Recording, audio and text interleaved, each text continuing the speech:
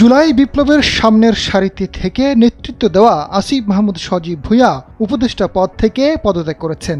তিনি ছাত্র প্রতিনিধি হিসেবে অন্তর্বর্তী সরকারের দায়িত্ব পালন করেছিলেন। কিছুদিন ধরে গুঞ্জন চলছিল স্থানীয় সরকার, পল্লী উন্নয়ন ও সমবায় মন্ত্রণালয় এবং যুব ও ক্রীড়া মন্ত্রণালয়ের উপদেষ্টা পদ থেকে সরে দাঁড়াবেন তিনি।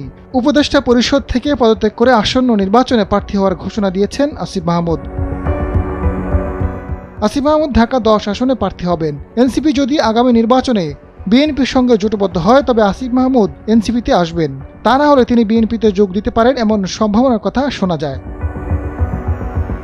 এদিকে ত্রয়োদশ জাতীয় সংসদ নির্বাচনকে সামনে রেখে ঢাকা 10 আসন নিয়ে বেশ আলোচনার সৃষ্টি হয়। ধানমন্ডি, নিউ মার্কেট, কলাবাগান ও হাজারীবাগ থানা নিয়ে গঠিত এই আসন।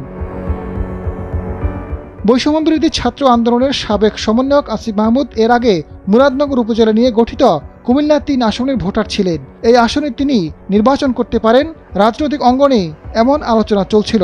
পরে গুঞ্জন উঠে বিএনপির সঙ্গে আসন সমঝোতা হলে অন্তর্বর্তী সরকার থেকে পদত্যাগ করে ঢাকা 10 আসনে নির্বাচন করতে পারেন।